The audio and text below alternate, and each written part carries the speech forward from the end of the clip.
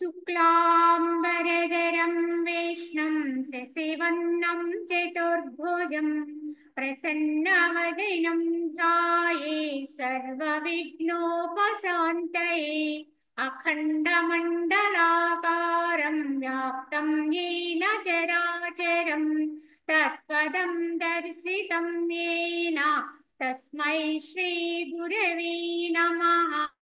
ओम गुरुर्ब्रह्मा गुरुर्विष्णुः गुरुर्देवो महेश्वरः गुरु साक्षात् परं ब्रह्म तस्मै श्री गुरवे नमः।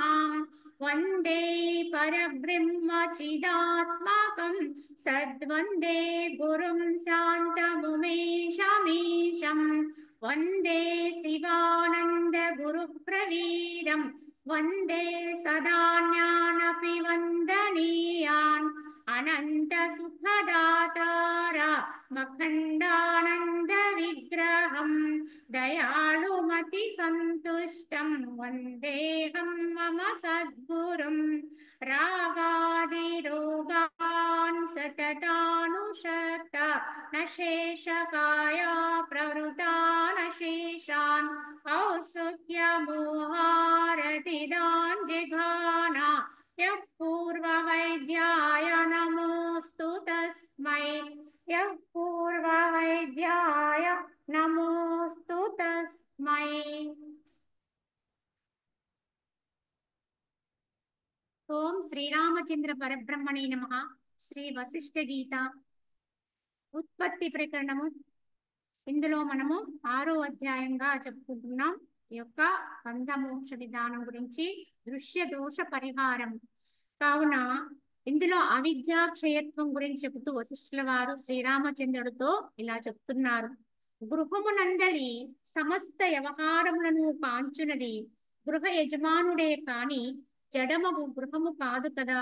అట్లే ఓ రామచంద్ర ఈ శరీరమందును జీవుడు వర్తించుచున్నాడని తెలుసుకునుము అన్నాను। ఎందుకంటే ఒక గృహం ఉంటుంది, ఆ గృహ కృత్యాలన్నీ కూడా నిర్వహణ చేసి వ్యవహారాలన్నీ చూసేది ఎవరు అంటే ఆ గృహ యజమానిగా ఉన్నవాడే చూస్తాడు తప్ప గృహము కాదు। అదే విధముగా ఈ జడమైనటువంటి ఈ దేహాలయం ఈ గృహములో కూడా జీవుడు సర్వము తానయ్యి అన్ని వర్తింప చేస్తూ అంటే తానే అన్ని నిర్వహిస్తూ ఉంటాడు అని చెప్పి గ్రహించాలి। ఓ రామచంద్ర సమస్తమైనటువంటి సుఖ దుఃఖములందును సమస్త కల్పనలందును కూడా మనసే వెయ్యేల మనుజుడు మనసే అని ఎరుంగము కనుక ఒక మనుజుని యొక్క స్వభావం అంతా కూడా ఏర్పడుతుంది అంటే ఆ మనస్సు వల్లే। కావున సమస్తమైన సుఖ దుఃఖాలందు కూడా సమస్త కర్మలందు కూడా కర్త మనసే భోక్త మనసే, చేసేవాడు మనసే, ఫలాన్ని అనుభవించే మనసే, వచ్చిన ఫలితాన్ని అనుభవించేది కూడా మనసే। ఒక విధంగా చెప్పాలంటే మనసే మానవుడు। ఎందుకంటే ఆ మనోవిధానం ప్రకారమే ఆ మనుషుడు వర్తిస్తూ ఉంటాడు ఆ మనస్సును బట్టే, అంటే అతని వ్యక్తిత్వము ఆ విధంగానే ఏర్పడుతుంది। కనుక ఒక మనుషుని యొక్క పేరు చెప్పగానే మనకి గుర్తొచ్చేది ఏమిటి? వారి వ్యక్తిత్వం, వారి యొక్క స్థితి గుర్తొస్తుంది। దానికి కారణం ఎవరు? మనస్సు। వారి స్వభావానికి కారణం ఎవరు? మనస్సు। కావున ఆ మనుషునికి ఒక విధంగా చెప్పాలంటే అన్నిటికీ మూలము ఈ మనసే ఉంది కనుక ఈ మనుజుడే మనసుని చెప్పొచ్చు, మనసే మనుజుడని చెప్పొచ్చు। ఈ విధముగా ఆ మనోప్రభావంతో మనుజుడు వర్తిస్తాడని తెలియజేస్తూ కావున ఓ రామచంద్ర సుఖ దుఃఖముల భోక్తయగు చిత్తమే మానవుడు అని ఎరుంగము। ఈ సుఖ దుఃఖముల యొక్క భోక్త ఎవరైతే ఉన్నారో దీన్ని చేసేది అనుభవించేది ఏదైతే ఉందో అటువంటి చిత్తమే మానవుడుగా తెలుసుకో। ఈ చిత్తమే అన్ని చేస్తుంది, చిత్తమే ఫలాన్ని అనుభవిస్తుంది। అట్టి చిత్తమును ఆత్మ విచారణ చేసి నిగ్రహించి దానిని పవిత్రమాను సత్యవంతమైనదిగాను ఎప్పుడైతే మనం అనర్చుకుంటామో అది వివేకవంతమవుతుంది। కావున ఈ చిత్తమే మానవుడు అన్నారు కనుక బోధ కూడా ఎవరికి చెయ్యాలి? జ్ఞానం కూడా ఎవరికి అవసరము అంటే మనిషిగా చెప్తున్నటువంటి ఈ దేహానికి జ్ఞానం అవసరం లేదు, ఎందుకంటే అది బొమ్మ, అది జడము అని। దీనికై ఏ జ్ఞానము చెప్పినా అది గ్రహించేది లేదు, దానికి అవసరము లేదు. పోనీ ఆత్మకి ఏమన్నా బోధ చేద్దామా అంటే ఆత్మకు అస్సలు అవసరము లేదు. అది స్వయం ప్రకాశం, అది ఎప్పుడూ ప్రజ్ఞతోటి ఉంటుంది. కావున ఆత్మకి బోధ అవసరం లేదు. మరి ఎవరికండి జ్ఞానం అవసరమయ్యేది, బోధ అవసరమయ్యేది అంటే దేహానికి కాదు, అంటే రూపంతో ఉన్నటువంటి జడానికి కాదు, అలానే లోపల ఉన్నటువంటి చైతన్యమైనటువంటి ఆత్మకి కాదు. మరి ఎవరికండి అంటే ఈ రెండిటికి మధ్యలో అనుసంధానమవుతూ ఆత్మ నుంచి ఉద్భవించి దేహాన్ని పట్టుకుంది చూడండి, అట్టి చిత్తానికి జ్ఞానం అవసరం, అట్టి చిత్తానికి ఈ బోధ. కావున అట్టి చిత్తాన్ని మనం పవిత్రం చేయాలి. ఏ ఒక్క సాధన చేసినా దేనికోసం చేయాలంటే మలినమైనటువంటి అట్టి చిత్తాన్ని పవిత్రం చేయటం, శుద్ధం చేయటం కోసమే ఈ యొక్క సాధనా క్రమాలన్నీ ఏర్పడ్డాయి. కనుకని అట్టి చిత్తమును ఆత్మ విచారణ చేత నిగ్రహించుకుని దాన్ని పవిత్రంగాను సత్యవంతంగాను చేసుకోవాలి. మొట్టమొదట ప్రయత్నముతోటి దానిలో ఉన్న అశుద్ధానంతటినీ కూడా తొలగించుకుంటూ వెళ్ళిపోవాలి. అవిద్యనంతా కూడా నశింప చేసుకుంటూ వెళ్ళాలి.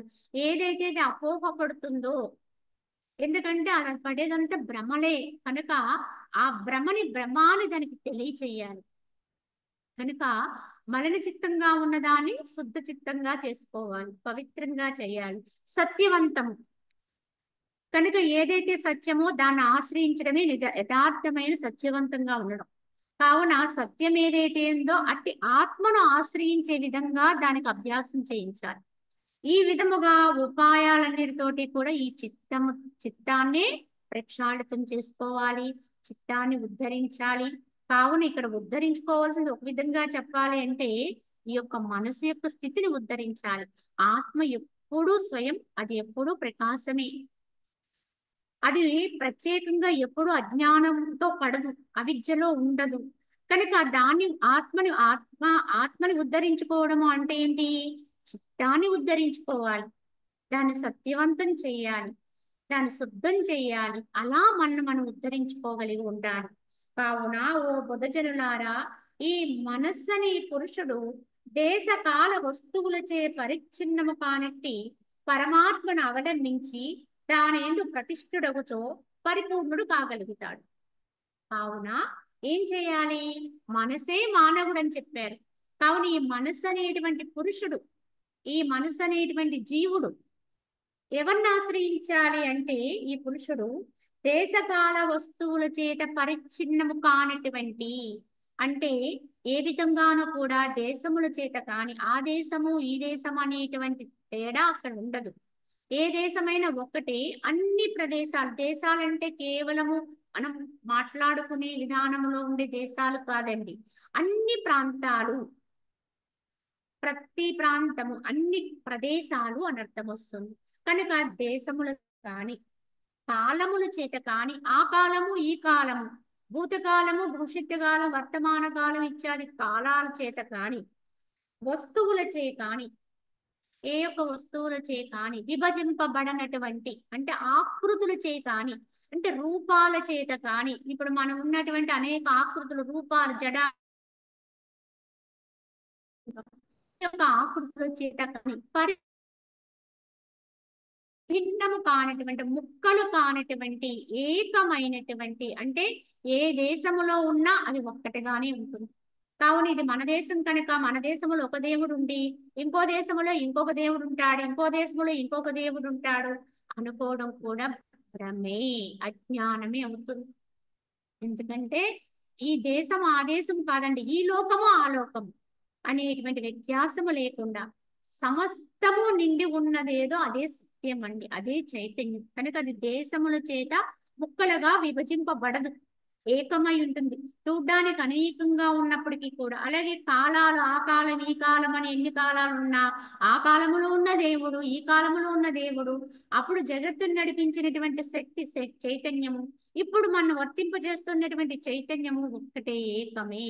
అలాగే రూపాలు అనేకంగా ఉన్న అన్నిటిలో ఉన్నటువంటి శక్తి చైతన్యము ఒక్కటే. కనుక ఏ విధంగానూ కూడా అది విభజింపబడదు, ఖండింపబడదు. అటువంటి తత్వం ఏదైతే ఉందో అటువంటి పరమాత్మను అవలంబించాలి. ఎందుకు అవలంబించాలి అంటే ఈ యొక్క మనుజుడనే చిత్తాన్ని ఉద్ధరించుకోవాలంటే ఏం చేయాలో చెప్పారు ఇక్కడ. ఎవరిని వారు ఉద్ధరించుకోవాలని చెప్తాం. కనుక ఈ మనుజుని ఉద్ధరించుకోవడం అంటే చిత్తమును ఉద్ధరించుకోవడమే మనుజుని ఉద్ధరించుకోవడం అని చెప్పారు. ఎందుకంటే మనుజుడే చిత్తం. కనుక ఆ చిత్తాన్ని ఉద్ధరించుకోవాలంటే మరి దేన్ని అవలంబించాలి, దేన్ని పట్టుకోవాలి, ఏ మతాన్ని అవలంబించాలి, ఏ యొక్క రూపాన్ని అవలంబించాలి, అంటే ఏ యొక్క దేవుణ్ణి మనం ఆశ్రయించాలి అనేటువంటి ప్రశ్నకు సమాధానం మనం వెతుక్కోవాల్సి వస్తే ఇక్కడ ఆ దేవుడు ఈ దేవుడు ఈ మతము ఆ మతము అని ఎక్కడా చెప్పలేదండి మనకి. యథార్థ జ్ఞానం కావున ఇన్ని లేవండి. కావున ఉన్నది ఒక్కటే. కనుక అన్నింటికీ కూడా మూలమైనది ఏదైతే ఉందో, విభజించడానికి వీలు లేనిది ఏదైతే ఉందో, సర్వము నిండి ఉన్నది ఏదైతే ఉందో అటువంటి మనే ఆశ్రయించమన్నారు. ఇదండి యథార్థమైన తత్వం. కావున ఇలా ఆ పరమాత్మను అవలంబించి దాని ఎందుకు ప్రతిష్ఠితుడు కావాలి. కేవలం ఆశ్రయించడం ఒక్కటే కాదు, నిరంతరము ఆ స్థితిలోనే నిశ్చలమవుతూ ఉండాలి, ప్రతిష్ఠితుడు అవ్వాలి. ఇదేనండి ఆత్మ ప్రతిష్ఠ. ఒక విధంగా చెప్పాలంటే ఇదే భగవంతుని యొక్క ప్రతిష్ఠ, దైవ ప్రతిష్ఠ. ఎందుకంటే ఒక విగ్రహం మనం ఆలయంలో పెడితే ఆ ఆలయాన్ని మనం ఏం చేస్తున్నాం, పవిత్రంగా అది దేవాలయం అని పిలుచుకుంటున్నాం. ఎందుకంటే భగవంతుని యొక్క రూపము, ఒక ఆకృతి, ఒక శిలనే మనమే ఆ విధంగా తయారు చేయించి ఒక ఆలయంలో కనుక ప్రాణ ప్రతిష్ఠ అని చెబుతూ మంత్రార్థములతో అంటే వేద మంత్రాల సహితంగా ప్రతిష్ఠ చేసినట్లయితే ఆ బీజాక్షరాల యొక్క ప్రభావం చేత అక్కడ భగవంతుడు ప్రతిష్ఠితుడయ్యాడు అనేటువంటి ఒక నమ్మకము చేత మనము అక్కడ ఆ దేవుణ్ణి ఆశ్రయిస్తూ ఉంటాం. ఇలా మనకి అనేక దేవాలయాలు, అనేక పుణ్యక్షేత్రాలు, ఎన్నెన్నో రూపాలు, ఎన్నెన్నో ఆకృతులతోటి భగవంతుడు అనేక నామాలతోటి మనం కొలుస్తూ ఉన్నాం. కానీ యథార్థంగా తెలుసుకుంటే ఈ అన్ని ఆకృతులకి కూడా మూలమైన శక్తి ఒక్కటే. అలాగే నీ రూపము నా రూపం అనే వ్యత్యాసము లేకుండా అన్ని ఉపాధుల్లో ఉండి ఇన్ని రకాల క్రియలు ఆచరిస్తున్న శక్తి కూడా ఆ యొక్క చైతన్యమే. కనుక ఈ యొక్క శక్తియే యథార్థమైన భగవంతుడని. ఇది లేకపోతే, ఈ చైతన్యమే లేకపోతే మానవుడే లేడు. ఏ దేవాలయంలో ఏ దేవుడు ఉన్నాడో, ఏ మత సిద్ధాంతం ఏమి చెప్తుంది అనేది నీకు అర్థం అవ్వాలంటే ముందు నీ లోపల నువ్వైనటువంటి చైతన్యం ఉండాలండి, ఆత్మదేవుడు ఉండాలి. ఆత్మదేవుడు ఉంటేనే కదా అన్నీ తెలిసేది. అది లేకపోతే ఇంకేదీ లేదు కదా. కనుక ఆ ఉన్నదేదో అది ఉంటేనే అన్నీ ఉంటాయి. కనుక అదే నిజమైన దైవత్వం అంటే. కనుక ఈ దైవత్వాన్ని మనం సుప్రతిష్టం చేసుకోవాలి, నిశ్చలం చేసుకోవాలి. ఇప్పుడు మనలో అది మరుగు పడిపోయి ఉంది. కానీ ఎలా ఉంది అంటే ఇప్పుడు శృతి అంటే కోల్పోయాము, దాన్ని తెలుసుకోగలిగేటువంటి జ్ఞాపకాన్ని కోల్పోయాము, విస్మృతి వచ్చేసింది. కావున తిరిగి మళ్ళీ మన స్మృతిలోకి తెచ్చుకుని నేను అదే ఉన్నాను, ఆ శక్తి ఏదైతే ఉందో అదే నేనై ఉన్నాను ఎప్పుడు ఆ యొక్క దాన్ని పట్టుకుని, ఆ చైతన్యాన్ని పట్టుకుని ఉండగలిగితే వాడు దాని ఎందుకు ప్రతిష్ఠితుడవుతాడు, సుప్రతిష్ఠితవుతాడు. ఆశ్రయించుకుని క్రమేపీ అక్కడే ఉండడం వల్ల వాడే అక్కడ నిశ్చలుడవుతాడు, తానే ప్రతిష్ఠితుడవుతాడు. కనుక తనకి తాను ప్రతిష్ఠించుకునేదే యథార్థమైనటువంటి ప్రతిష్ఠ అండి. ఇదే యథార్థముగా దైవ ప్రతిష్ఠ, భగవంతుని యొక్క ప్రతిష్ఠ. కనుక ఈ ప్రతిష్ఠ జరిగితేనే జగత్తంతటా ఉన్నటువంటి దైవత్వమును నువ్వు ఎలా అయినా తెలుసుకోగలుగుతావు. ఎందుకంటే ఈ జగమంతా నిండి ఉన్న పరమాత్మను తెలుసుకోవాలి అంటే ముందు నువ్వుగా ప్రతిష్ఠితుడు అవ్వాలి. అప్పుడు సర్వము నిండి ఉన్నటువంటి పరమాత్మని మనం అనుభవంగా గ్రహించుకోగలుగుతాం. కేవలం వాక్పూర్వక జ్ఞానంతో కాదండి, అనుభవ జ్ఞానంతో మనము దాన్ని అనుభవించగలుగుతాం. ఈ విధంగా ఈ యొక్క చిత్తము ఆ యొక్క దేశకాల వస్తు పరిచ్ఛేదము లేనటువంటి ఆత్మని ఆశ్రయించి, ఆ దైవత్వాన్ని ఆశ్రయించి దాని ఎందే ప్రతిష్ఠితుడై పరిపూర్ణుడవ్వాలి, నిండిపోవాలి, పూర్ణంగా అదైపోవాలి. కానీ ఈ విధంగా కాకుండా అనిత్యమును పరిచ్ఛిన్నమైన దేహాదుని కనుక ఆశ్రయిస్తే వినాశనమే వస్తుంది, వినాశనాన్ని చెందుతుంది. కావున మనము దేన్ని పట్టుకోవాలో ముందు తెలియాలండి. ఎందుకంటే మన యొక్క శ్రేయస్సు, క్షేమము ఏది పట్టుకుంటే మనకి క్షేమము, దేన్ని ఆశ్రయిస్తే ఈ జీవుడు ఉద్ధరింపబడతాడు అనేది యోచించాలి. కనుక యోచించి అన్నిటికీ అతీతమైనటువంటి అంతటా ఏకమై ఉన్నటువంటి ఆత్మని అవలంబించాలి తప్ప కేవలము రూపాలతోటి అనిత్యంగా ఉండి పరిచ్ఛిన్నంగా ఉండి విభజింపబడినట్లుగా అనిపించేటువంటి తత్వాన్ని పట్టుకున్నాం అనుకోండి, అటువంటి దేహాదులను ఆశ్రయించామనుకోండి, పొందేది వినాశనమే. ఎందుకంటే అసత్యాన్ని పట్టుకుంటే అసత్యం పాలే అయిపోతాం, అశాశ్వతాన్ని పట్టుకుంటే అశాశ్వతమే అయిపోతాం. కావున అదేదో నిత్యమునే పట్టుకోవాలి, శాశ్వతమైన దాన్నే ఆశ్రయించగలిగి ఉండాలి. కావున దేహమే నేననేటువంటి నస్వర అహంభావము ఎవరు కలిగి ఉందరో వారిచే ఈ ప్రపంచమున ఏమీయూ ప్రయోజనము లేదు. ఈ దేహ అహంకార స్థితిలో మాత్రమే ఉంటూ జీవిస్తున్నారనుకోండి, వారి వల్ల జగత్తులో ఎట్టి ప్రయోజనము లేదు. ఎందుకంటే ఇటువంటి జీవనాన్ని కేవలం మానవుడే కదండి, అనేక రకమైన క్రిమికీటకాదులు కూడా ఈ విధంగానే జీవిస్తున్నాయండి. వాటి దేహాల్ని నేననుకునే స్వభావంతో స్వార్థపూరితంగా దేహానికి వలసినటువంటి వాటిని కాంక్షిస్తూ జీవనాన్ని గడిపి పుట్టి పెరిగి క్షయించిపోతుంది. ఎందుకు పుట్టామో తెలియదు, ఎందుకు వర్తిస్తున్నామో తెలియదు, చివరికి ఏమవుతామో తెలియదు, నశించిపోతుంది. ఈ రకంగానే జీవనాన్ని గడపాలనుకుంటే మానవ జన్మే అక్కర్లేదండి, ఏ జన్మకెళ్ళినా ఇవన్నీ ఉంటాయి. కానీ యథార్థమైనటువంటి ఆత్మని అనుసరించి ఆశ్రయించగలిగే స్థితి మానవ జన్మకు ఉంది కనుక ఇది ఇంత ఉత్కృష్ట జన్మ అని చెప్పడం జరిగింది. అటువంటి అవకాశం ఉన్నందుకు మనము వెంటనే దాన్ని ఉపయోగించుకోగలిగి ఉండాలి, మనం ఉద్ధరించుకోగలిగి ఉండాలి. కావున కమలములపై సూర్య కిరణములు ప్రసరింప ఆ కమలముల యొక్క సంకోచ మాలిన్య అంధకారములు శాశ్వతముగా నశించిపోవునట్లు నేను దేహమును కాను పూర్ణానంద బ్రహ్మస్వరూపుడను అనే వివేకము అత్యధికముగా కలిగి చిత్తము లెస్సగా ప్రబుద్ధమైతే అత్తరి వివేక బుద్ధితో కూడి బ్రహ్మీభూతుడైన ఆ మనుజునికి దుఃఖములన్నీ సంపూర్ణముగా నశించిపోవు.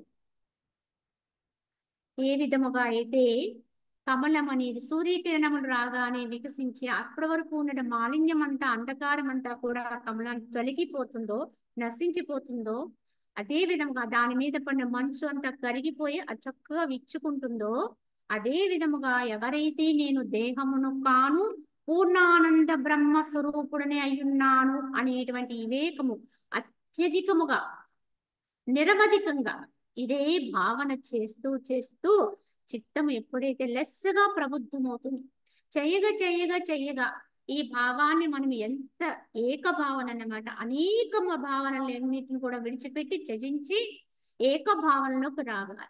నేను ఆత్మనై ఉన్నాను, భగవంతుణ్ణై ఉన్నాను అనేటువంటి ఏకత్వ భావనతోటి ఎప్పుడైతే ఆ పరిపూర్ణత్వం వస్తుంది, కావున పూర్ణానంద బ్రహ్మస్వరూపుడని వివేకము అత్యధికముగా కలిగితే చిత్తము లెస్సగా ప్రబుద్ధమవుతుంది.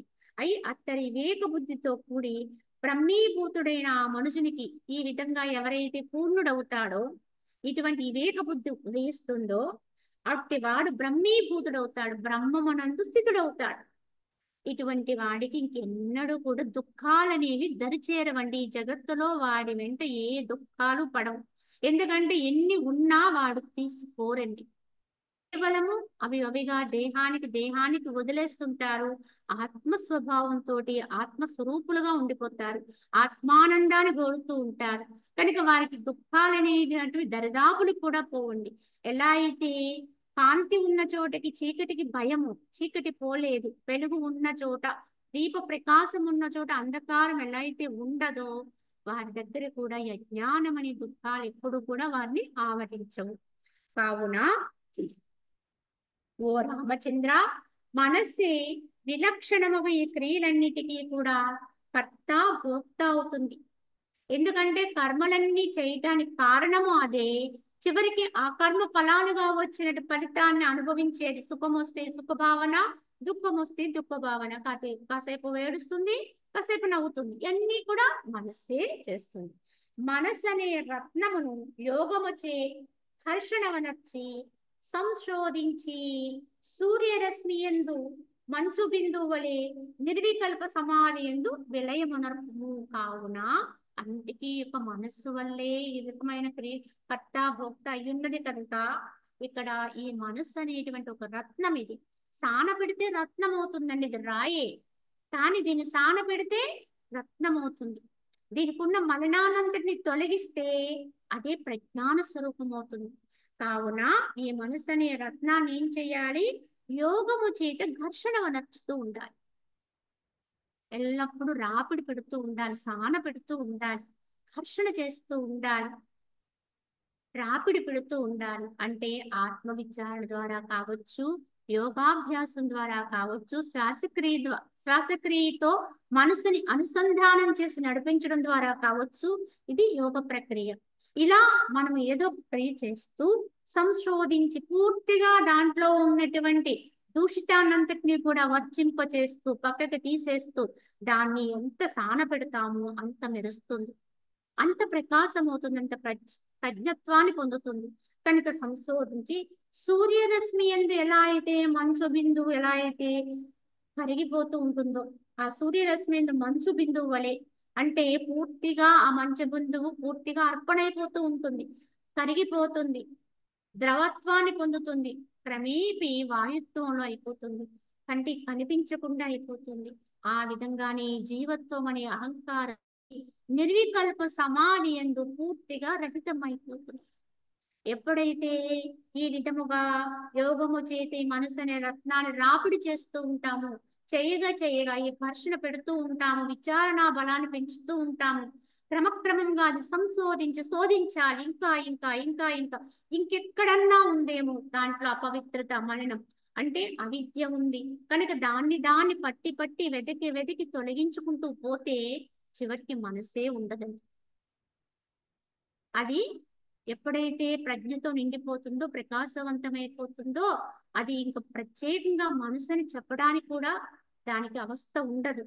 కావున ఆ మంచు బిందువులే నిర్వికల్ప సమాధి యందు విలయమైపోతుంది, అంటే లయించిపోతుంది. ఇటువంటి మనసే ఆ నిర్వికల్ప సమాధి స్థితి అనేది అనుభవించగలుగుతుంది.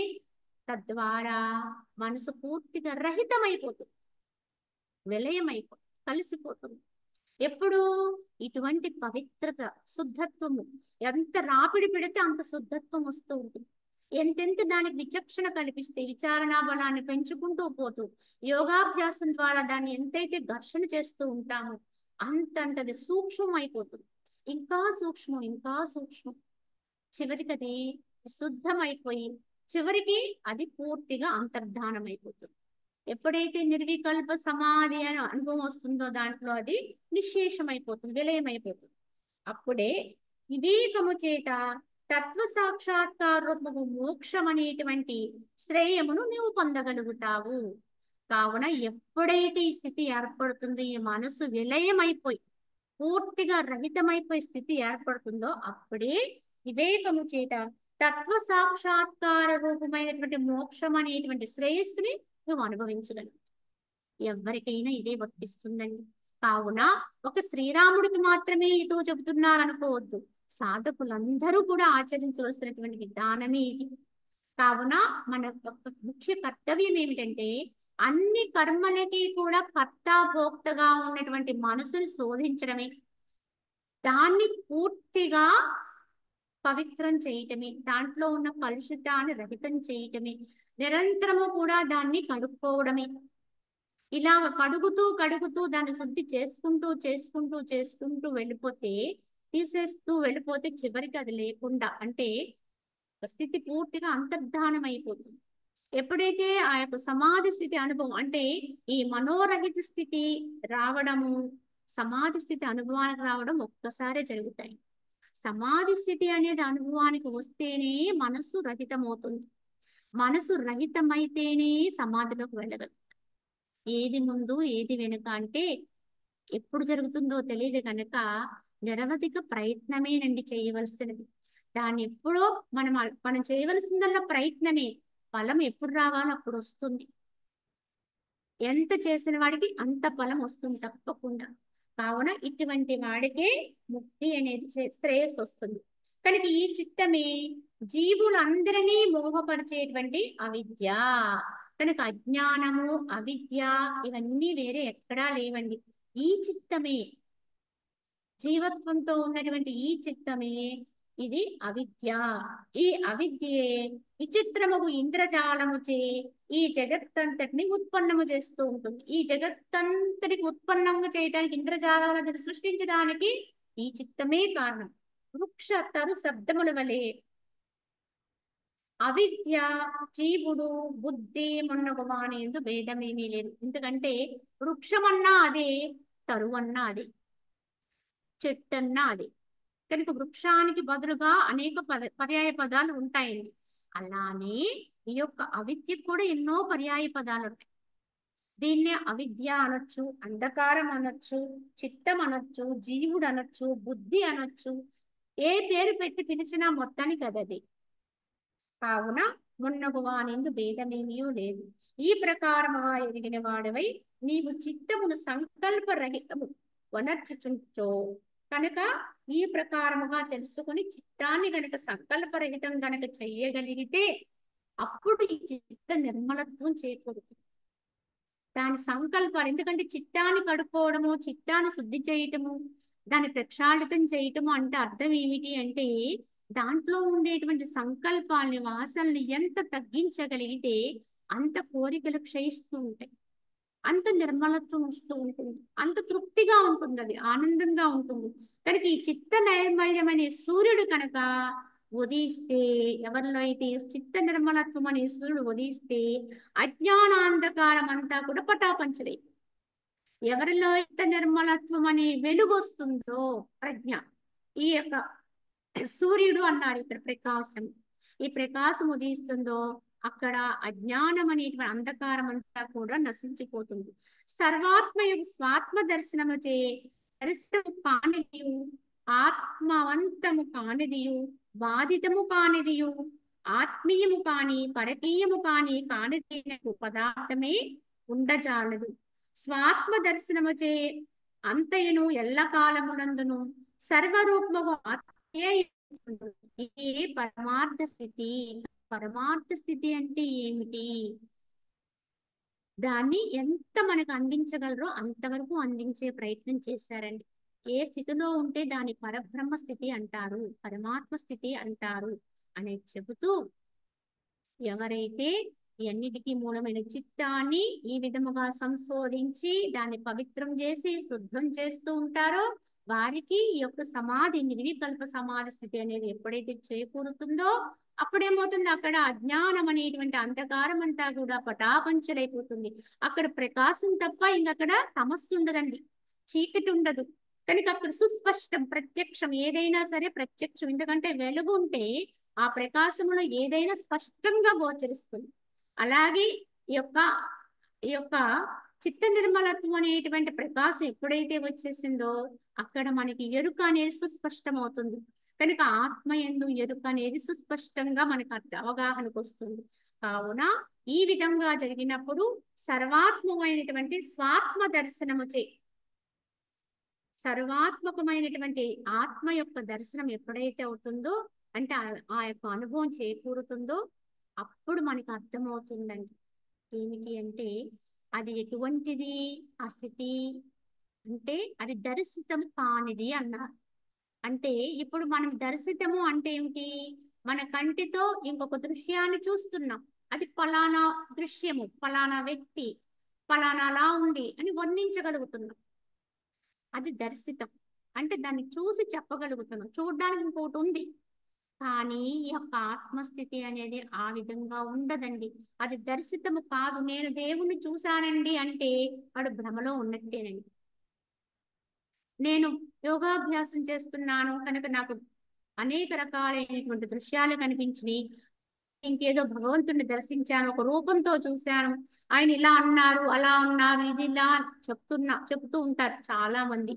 చాలా వరకు ఇవన్నీ కొంతవరకు వారికి అనిపిస్తే అనిపించవచ్చు, ఎందుకంటే అవి కూడా చిత్తనలేనండి, వారి మనోప్రభావం అలా ఉంటుంది కనుక వారి మనసు ప్రకారంగానే అవి దర్శనాలకు వస్తూ ఉంటాయి. కానీ ఇది ఏది కూడా యథార్థముగా పరబ్రహ్మ స్థితి కాదండి. ఎందుకంటే పరబ్రహ్మము అనేది దర్శితము కాదది, చూడడానికి చూడబడేది కాదది, చూడ్డానికి ఇంకొకటిగా ఉండేది కాదు. నీకు అన్యంగా ఇంకొకటిగా దర్శిస్తున్నావు అంటే అది యథార్థము కాదు, ఇంకా ఏదో నువ్వు పొందవలసింది ఇంకా ఉండనే ఉంది. ఇది మనం గ్రహించుకోవాలి సాధకులుగా. కనుక దర్శితము కానిది అది స్వయం నువ్వు అయిపోయేటువంటి స్థితే తప్ప వేరుగా చూడబడేది కాదు. కావున అది దర్శితము కానిది, అలానే బాధితము కానిది, దేని చేత కూడా అది బాధింపబడదు. ఆత్మీయము కాని పరకీయము కానిది అంటే అది నువ్వు నువ్వుగా నీ వల్ల కానీ ఇతరుల వల్ల కానీ లభించేది కాదు. అంటే ఏమిటి? కేవలం అది అదే. ఇది ఇంకొకరు దేని వల్ల కూడా లభించేది కదా, యథార్థముగా స్వయం ఆత్మ ప్రకాశం. ఈ ఆత్మ ప్రకాశం అనేది తనకి తానుగానే ప్రస్ఫుటమవుతుంది తప్ప దీనికి ఇంకొకళ్ళు ఏదో కారణమైనది కాదు. కనుక దీనికి స్వకీయము పరకీయము కానిది, దీనికి స్వయం పరకీయము, అదే ఇంకొకటిగా లేనిది, ఉన్నది ఒక్కటే కనుక అనేకము లేనిది ఏదైతే ఉందో అటువంటి స్వాత్మ దర్శనము చే, ఇటువంటి దర్శనమే స్వాత్మ దర్శనం అంటారు, స్వయం ఆత్మ దర్శనం.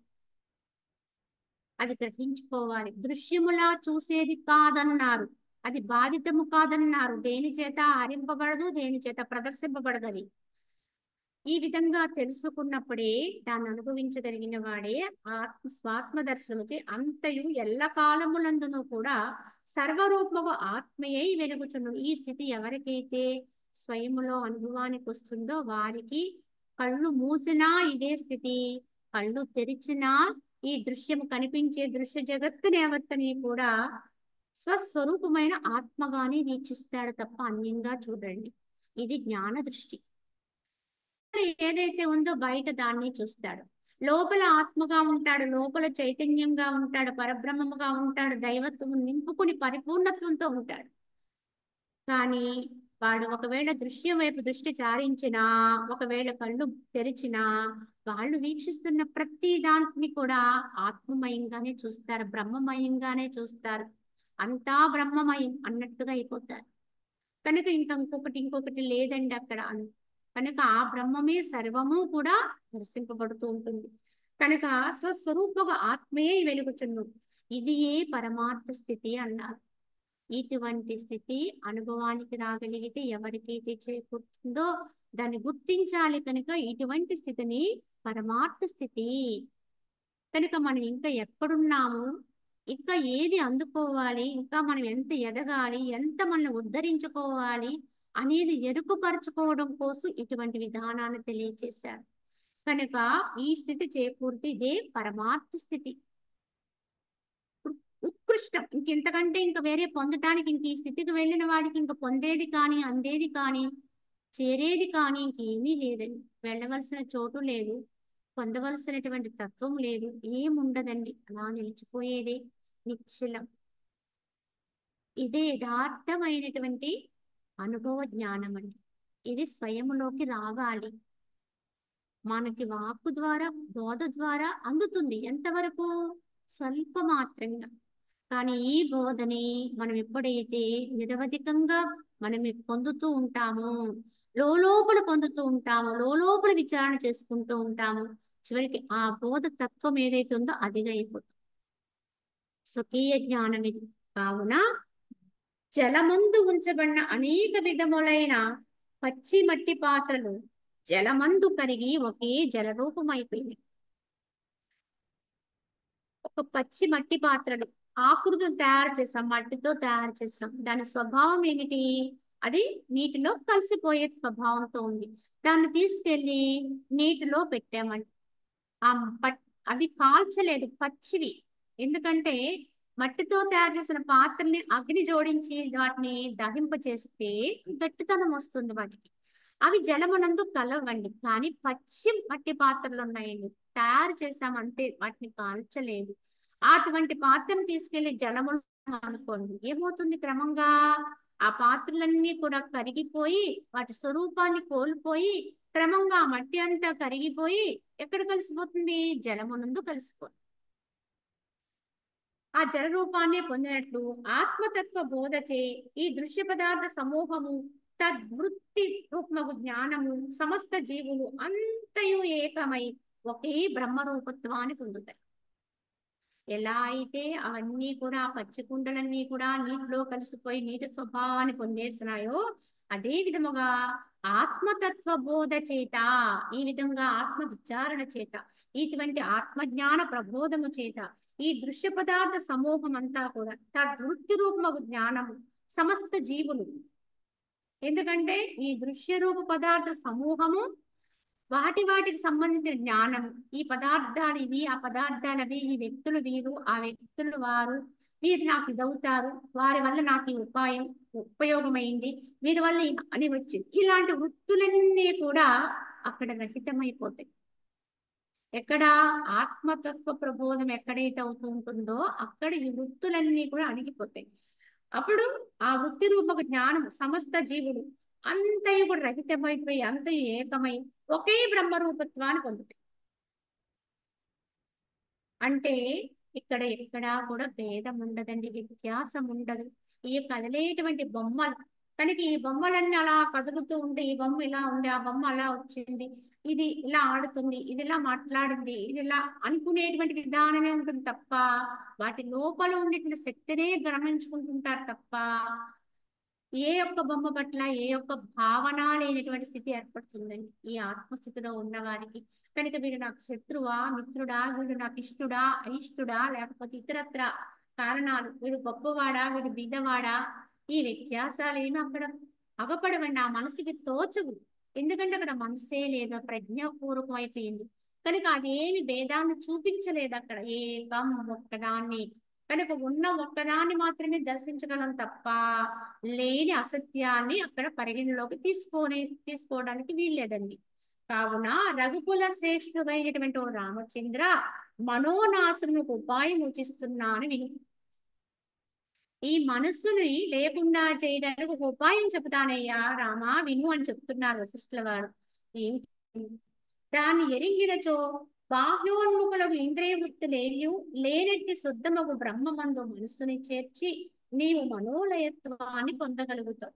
నేనిప్పుడు చెప్పబోయేటువంటి ఈ ఉపాయాన్ని కనుక నువ్వు విన్నట్లయితే ఏమవుతుంది? బాహ్యోన్ముఖములైనటువంటి భౌతికానికంలోకి వెళ్ళిపోతున్నటువంటి ఈ ఇంద్రియాల వృత్తులేవి కూడా అణిగిపోతాయి. ఇవి పరుగులు పెడుతూ ఉన్నాయి భౌతిక జగత్తులోకి ఇంద్రియాలు కనుక అటువంటి వృత్తులన్నీ కూడా లేనటువంటి శుద్ధముగు బ్రహ్మమునందు మనస్సుని చేర్చి ఈ వృత్తులు ఎప్పుడైతే అణిగిపోయినాయో అక్కడ శుద్ధత్వం వస్తుంది. అటువంటి శుద్ధముగు బ్రహ్మమునందు మనస్సుని చేర్చి నీవు మనోలయమును పొందగలవు. కనుక జన్మించిన పురుషుడు బాల్యకాలము నుండి విద్యాగ్రహం ఉనర్చుచు తత్వవేత్తలకు గురువుల్ని ఆశ్రయించాలి. కనుక ఉపాయం చెప్తున్నా ఏమిటి అంటే, మానవుడుగా వచ్చిన వాడు ఎవడైనా సరే బాల్యకాలం నుంచే సాధన మొదలు పెట్టాలి. ఎప్పుడో తర్వాత ఎప్పుడో చూద్దాం ఏదో చేద్దాం అనుకుంటే ఇప్పటికీ సాధ్యమయ్యేది కాదు. కనుక వచ్చిన పని వచ్చినప్పుడు మనం ఎందుకు వచ్చామో ఆ పనికి వచ్చాము కనుక తొందరగా దాన్ని గుర్తెరింగి ప్రారంభించగలిగితే వాడు ఉత్తమ సాధకుడు అవుతాడు. దాన్ని వాయిదా వేస్తూ ఎప్పటికెప్పటికో దాన్ని వాయిదాలు వేస్తూ గతించిపోయిన ఆ కాలాన్ని అలా గడిపేస్తున్నారనుకోండి, వారు అధములైపోతారు. కావున చక్కగా మనకి ఈ జన్మకు వచ్చినప్పుడు జ్ఞానం కొంచెం మనకి ఇక్కడ ఏమిటి అని అర్థమయ్యేటువంటి వయసు కలిగినప్పుడు నుంచే కూడా అవిద్యాదోష పరిహారార్థము ఈ యొక్క జ్ఞానాన్ని గ్రహించుకునే విధానాన్ని తెలుసుకోవాలి. కనుకనే బాల్యకాలం నుండి విద్యాగ్రహణ చేయాలి.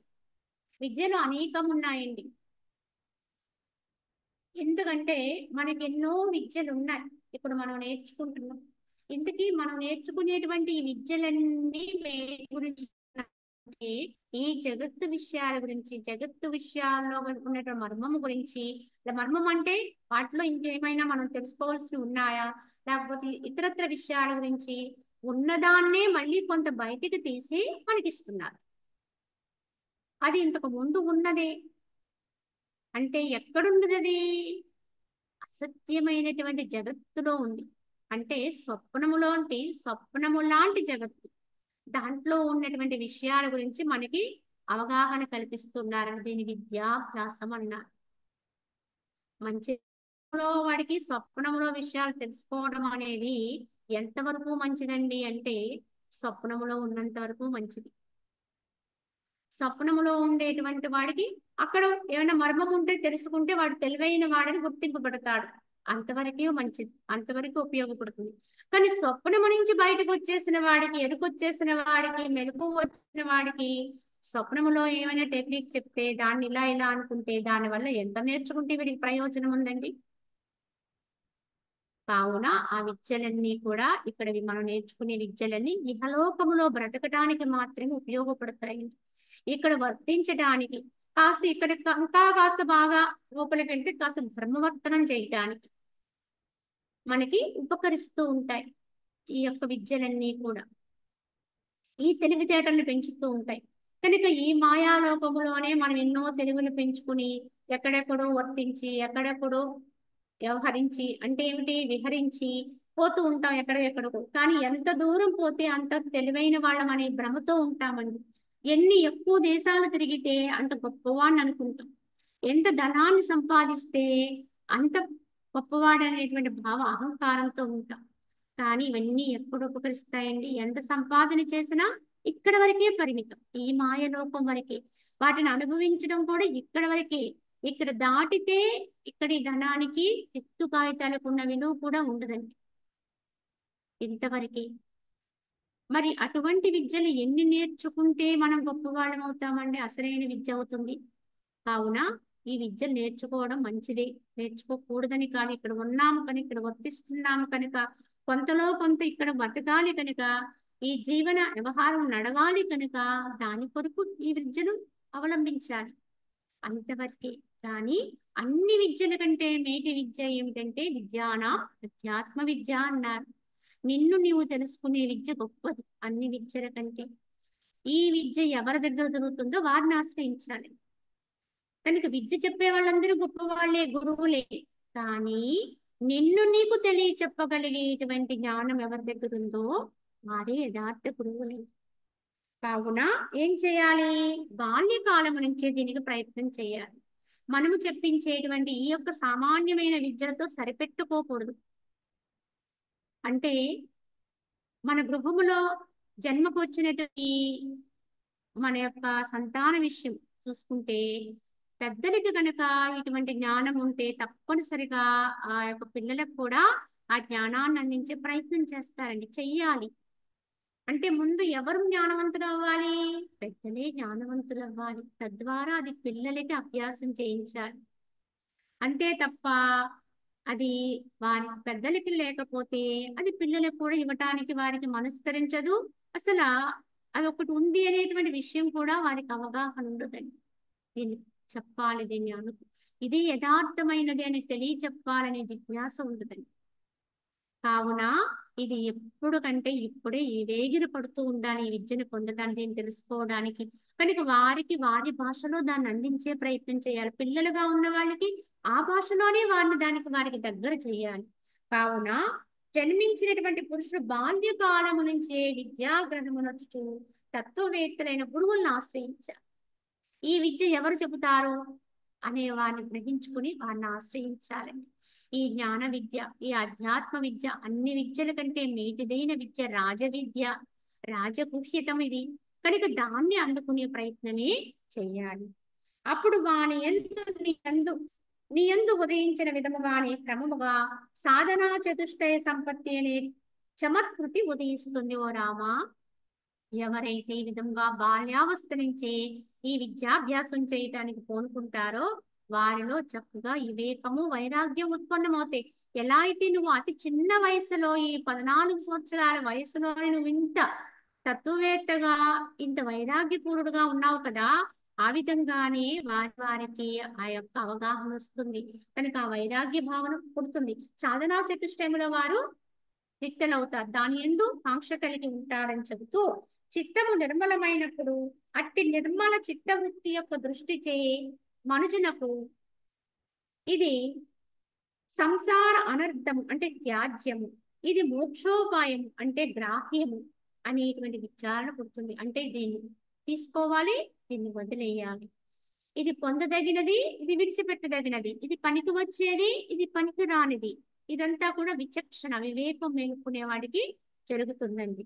కనుక ఎవరికైతే చిత్తము నిర్మలమవుతుందో, అట్టి నిర్మలమైన చిత్తము యొక్క దృష్టి కలుగుతుందో వారికి ఈ యొక్క వివేక జ్ఞానం వివేకం అన్నారని దీన్ని సాధనా చతుష్టయంలో రెండవదిగా.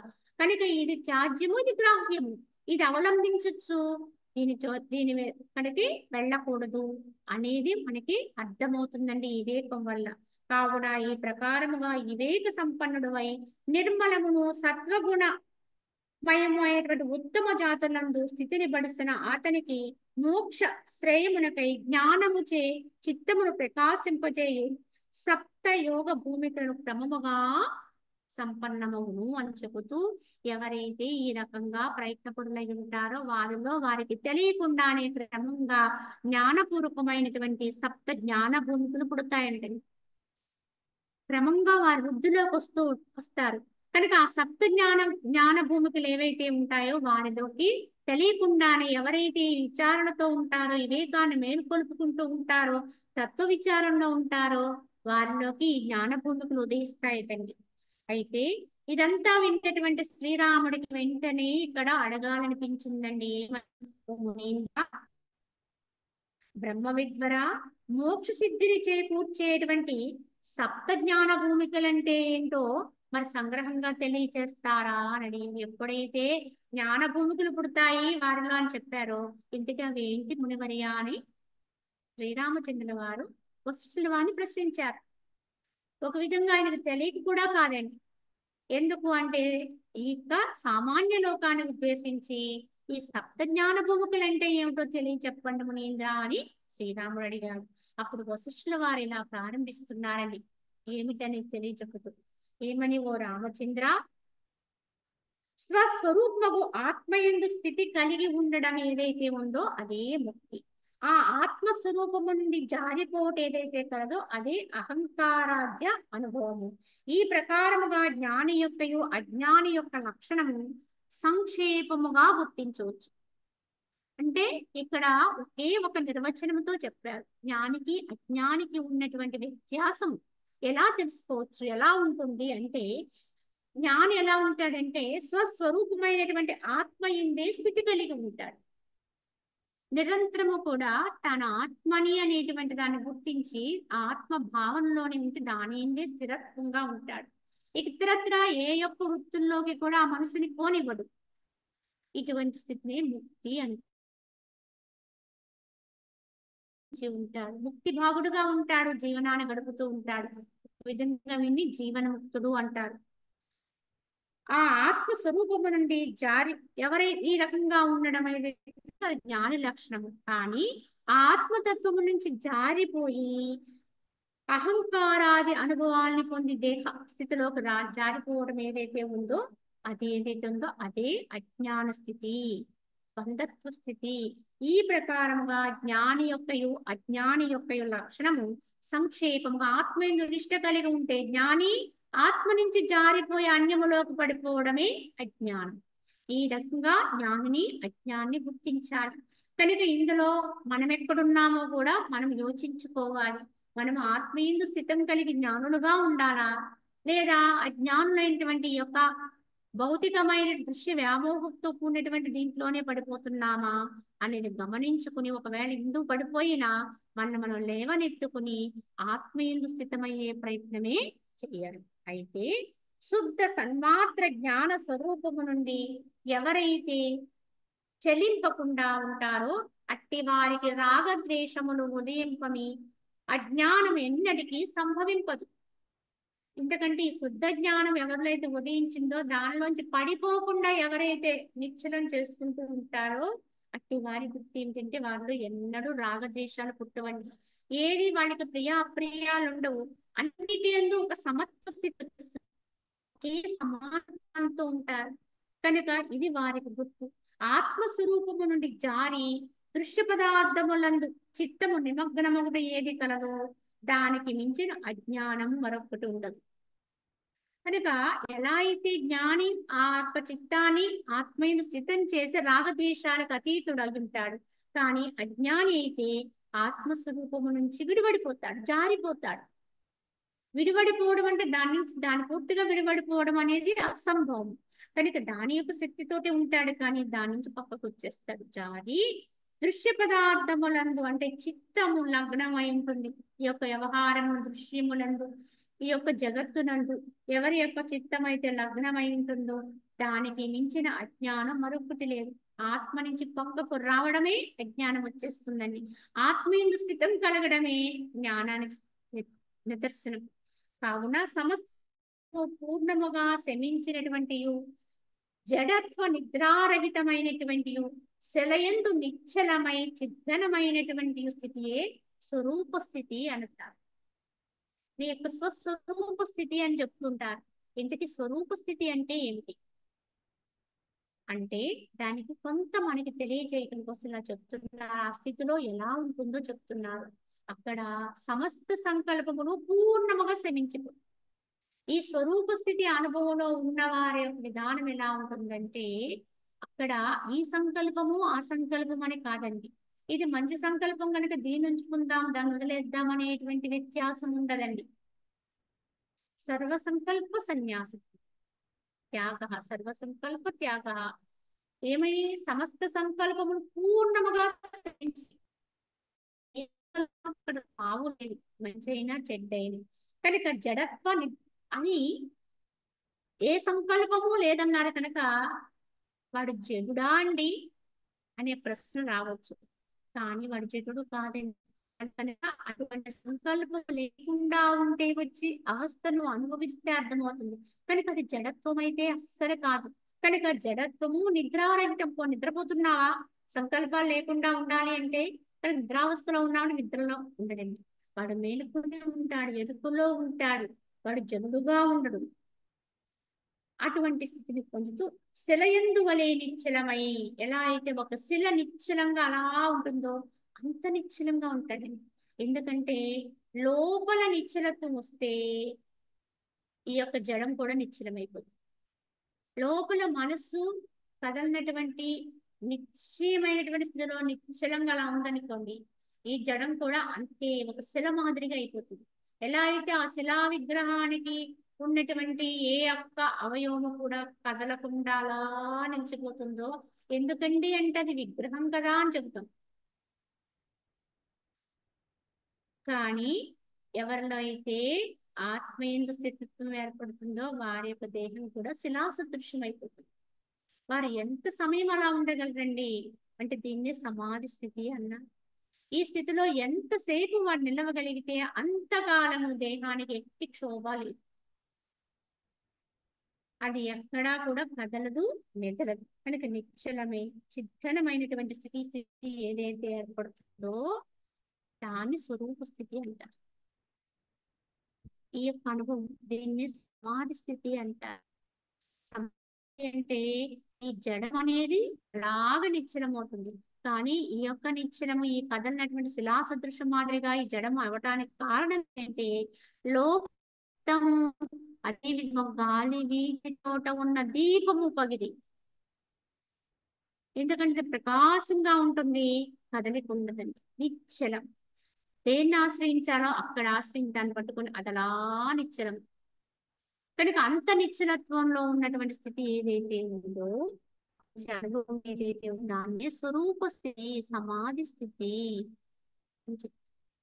ఈ అనుభవం వచ్చే వరకు మనం ప్రయత్నపరమై ఉండాలి. అక్కడ మనసు అనేది ఇంకా పుట్టదండి, అది ఇంకా అక్కడి నుంచి కదలదు, నిశ్చలం. ఉన్నదే అది ఉన్న చోటనే లయించిపోతుంది, హరించిపోతుంది. మనసే లేనటువంటి స్థితి అండి. ఇది ఎవరికి ఏర్పడుతుందో వారి స్వరూప స్థితిలో ఉన్నట్టుగా గుర్తించారు. కావున లోన అహంకారము బాహ్యమున భేదము క్షయింప స్వప్రకాశముకు ఏ చైతన్యము జీవుని యందు వికసించునో అదే స్వస్వరూపము. ఇంకా దానికి కొన్ని ఉదాహరణలు చెప్తున్నారు. స్వరూప స్థితి అంటే ఏమిటి మనకు తెలియాలి కనుక ఈ నిశ్చలత్వాన్ని స్వస్వరూప స్థితి అన్నారు. ఇంకేమిటి అంటే లోపల అహంకారము బాహ్యమున భేదము క్షయించుకోదు. లోపల అహంకారం ఉండదు ఎక్కడా కూడా. ప్రత్యేకంగా నేను ఒక వ్యక్తినని కానీ ఫలానాది నాదని కానీ ఎక్కడా కూడా అక్కడ అహం ఉండదు. కనుక లోపల అహంకారం ఉండదు. బాహ్యమున లోపల అహం లేదనుకోండి, బాహ్యములో భేదము చేయించిపోతుంది, అంటే లేకుండా అయిపోతుంది. కనుక బాహ్యములో ఎక్కడ భేదం అనేది పుట్టదండి. ఇది వేరు అది వేరు, ఇది మంచిది అది చెడ్డది, ఎక్కడ భేదమే ఇక్కడ పుట్టదు. కనుక బాహ్యమున భేదము క్షయింప స్వప్రకాశముకు ఏ చైతన్యము జీవుని యందు వికసిస్తుందో, ఈ రకమైన స్థితి ఎవరికి ఏర్పడుతుందో, లోపల అహంకారము నశిస్తుంది, బయట భేదము నశిస్తుంది. ఈ రకమైనటువంటి స్వప్రకాశమైనటువంటి ఏ చైతన్యము జీవుని యందు వికసిస్తుందో, కనుక భౌతికములో ఎక్కడా అక్కడ భేదమే కనపడదండి. లోపలంతా కూడా ఆత్మీయంగా నిండిపోయి ఉంటారు. వాడికి ఎక్కడా కూడా లోపల అహంకారం ఉండదు, దేహ కావున ఏ చైతన్యం కనిపిస్తుందో అదే స్వస్వరూప స్థితి. కనుక వాడు కళ్ళు మూస్తే ఆత్మానుసంధానం పడై ఉంటాడు, నిశ్చలుడై ఉంటాడు, శిలా విగ్రహ సదృశమాదుడైపోతాడు. కనుక ఎక్కడ ఉండాలో అలా నిశ్చలత్వాన్ని పొందుతూ ఉంటాడు. కళ్ళు తెరిస్తే సర్వ జగత్తులోని కూడా ఆ పరమ చైతన్యాన్ని వీక్షిస్తూ ఎక్కడా కూడా ప్రత్యేకత ఉందండి. కనుక రాగద్వేషానికి అతీతుడైపోతాడు. ఈ స్థితి ఎవరికైతే కలుగుతుందో, ఇది అనుభవానికి వస్తుందో, దాన్ని స్వస్వరూప స్థితి అంట. కావున రామచంద్ర, ఇప్పుడు చెప్పబోయేటువంటి ఈ 7 జ్ఞాన భూమికలను నువ్వు సావధానంగా విను.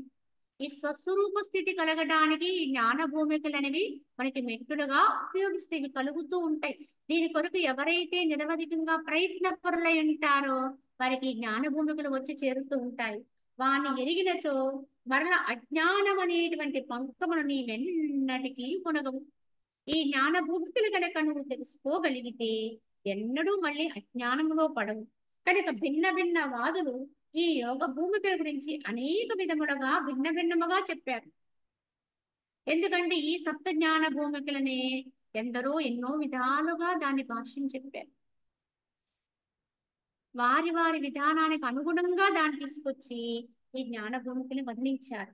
కానీ శుభప్రదములగుడు చేయి చెప్పబోవును మాత్రమే నాకు నిక్కముగా ఇష్టములైనవి కావున ఇప్పుడు ఇక్కడ నేను యోగ భాషలో నేను నా యొక్క విధానములో ఈ యొక్క సప్త జ్ఞాన భూమికల గురించి నీకు ఇప్పుడు తెలియజేయబోతున్నాను. సావధానంగా వినియా నీవు ధరించు అని చెబుతూ అఖండమైనటువంటి స్వాత్మాకార వృత్తియందు ఆరూఢమైనటువంటి బ్రహ్మము అజ్ఞాన నివర్తకమొకటి వలన ఈ సప్త జ్ఞాన భూమికలే జ్ఞానమును వానికి పరమకు ముక్తి జ్ఞేయం అవుతున్నాయి. ఇప్పుడు నేను చెప్పబోయేటువంటి ఈ జ్ఞాన భూమికలు ఎంత గొప్పవో కూడా చెప్తున్నారు ఆయన. ఎంత గొప్పవి అంటే అఖండమైనటువంటి ఆ స్వాత్మాకార వృత్తి యందు ఆరూఢ రూపమైనటువంటి బ్రహ్మము అజ్ఞాన నివర్తమవుతు వలన ఈ సప్త జ్ఞాన భూమికల వల్ల ఆ బ్రహ్మము అజ్ఞానం అనే దాని నుంచి నివర్తకమైపోతుంది, దాని నుంచి విడుదల పొందుతుంది. కావున ఈ సప్త జ్ఞాన భూమికలే జ్ఞానము వానికి పరమకు ముక్తి జ్ఞేయం అవుతాయి. కనుక ఆ యొక్క శ్రేయస్సును పొందటానికి సప్త జ్ఞాన భూమికలే మనకి అంటే ఏమిటి, ఆ యొక్క జ్ఞానపూర్వకంగా ఉపయోగపడతాయని చెబుతూ సత్యమైనటువంటి పరమాత్మ యొక్క బోధ మోక్షము ఈ రెండును కూడా పర్యాయ వాచకములు. ఏ జీవుని కట్టి సర్వాత్మను కూర్చిన జ్ఞానము కలుగునో అతడు మరలి ఈ సంసారమును జన్మించవలసిన అవసరమే ఉండదు. ఎవరికైతే భగవంతుని గురించి యథార్థమైన అవగాహన అనుభవం వస్తుందో ఈ యొక్క పరమాత్మ యొక్క బోధ మోక్షము ఈ రెండు కూడా, బోధ ముక్తి అనేది వేరుగా లేవటండి. బోధే మోక్షము. బోధ చేయగా చేసుకోగా ఎప్పుడైతే అది పరమ పవిత్రమైపోయిందో విశుద్ధమైపోతుందో అప్పుడు అదే ముక్తిగా పరివసానం, అంటే బోధయే మోక్షంగా ఫలాన్నిస్తుంది. ఈ బోధ అనేటువంటి ప్రయత్నమే ముక్తి అనేటువంటి పండునిస్తుంది. కనుక ఈ మోక్షము అని ఈ బోధ మోక్షం అనేవి వేరు వేరు కాదు, ఒకే స్థితి, ఒకే పదానికి ఒకే దానికి రెండు పదాలు, రెండు పర్యాయ పదాలు. అవి పక్వము కాకపోతే పిండి అంటాం, పక్వమైతే పండు అంటాం. కానీ పిండికి పండుకి మధ్యలో అవస్థ తేడా ఉంది, కానీ వస్తువు మారలేదండి. అదే పిండి అదే కాయ అయింది, అదే పండు అయింది. అది పిండిగా ఉన్నప్పుడు వగరుగా ఉంటుంది, చిన్నగా ఉంటుంది, కనుక దాన్ని పిండి అన్నాం. కానీ కొంతకాలానికి అదే క్రమంగా అది ఫలవంతమవుతుంది. తన్ని తాను ఉద్ధరించుకుంటుంది. అంటే అది పుష్టి అవుతుంది. ఈ పుష్టిత్వం ఎప్పుడైతే వస్తుందో, పరిపూర్ణమవుతుందో, అది నెమ్మదిగా దాని మధురత్వాన్ని కోల్పోయి అది కాయగా మారి అక్కడ కాస్త పుల్లనితనం తెచ్చుకుని ఇంకా కాస్త ఆ పుల్లదనం కూడా విరిగిపోయి క్రమంగా అది వృద్ధి అయ్యి అది పండు అవుతుంది. కనుక ఆనాడు చూసిన పిండి ఈనాడు చూసిన పండు వేరా అంటే వేరు కాదండి, ఒకటి. కానీ అజ్ఞానం అనేటువంటి స్థితిలో ఉన్నప్పుడు అది పిండిగా ఉన్నట్టుగానే మన యొక్క అవస్థ కూడా అంతే. కనుక ఒక దశలో మనం సాధన ప్రారంభించేటప్పుడు బోధ కేవలం బోధగా ఉంటుంది. కేవలం ప్రయత్నపూర్వకంగా చేపట్టవలసిన విధానంలో ఉంటుంది. కానీ ఆ బోధే ఇంకా ఇంకా ఇంకా పరిణితి చెందితే, ముందుకెళ్తే, నీ లోపల నువ్వు బోధించుకునే స్థితి ఏర్పడి అది అందరికీ నువ్వు అందిస్తూ ఉన్నప్పుడు ఆ బోధ చాలా విశుద్ధమవుతుందని. ఎందుకంటే ఎంత విశుద్ధమవుతుందో తీక్షణమవుతుంది. అంత తీక్షణమవుతుందో అంతంత జ్ఞానము లోపల నుంచి పుడుతుందండి. ఎలా అయితే కత్తికి పదును పెడితే అది ఎలా అయితే దాటటువంటి ఆ మలినమంతా కోల్పోయేది, ఎలా అయితే చాలా అది తీక్షణంగా మారుతుందో, పదునెక్కుతుంది అనమాట, బాగా పదునెక్కుతుంది. అదే విధంగా ఈ బోధ కూడా ఆ విధంగానే తీక్ష్ణత్వాన్ని పొంది ఇంకా పదునెక్కి ఇంకా నిన్ను మూలాల్లోకి తీసుకెళ్ళిపోయి ఇంకా లోపలికి తీసుకెళ్ళి ఇంకా లోపలికి తీసుకెళ్ళగలిగేటువంటి స్థితి ఏర్పడుతుంది. కనుక ఈ బోధే క్రమంగా క్రమంగా వృద్ధి క్రమంగా ఇంకా ఇంకా లోపలికి నిన్న అంతర్ముఖుని చేస్తుంది.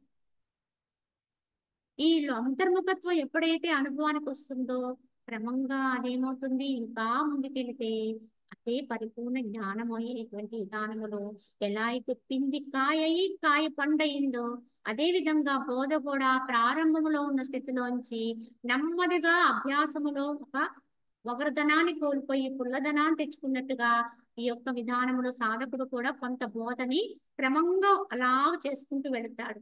కానీ పరిపూర్ణమైనప్పుడు అదే బోధ ఫలంగా మారి జ్ఞాన ఫలంగా అందుతుంది.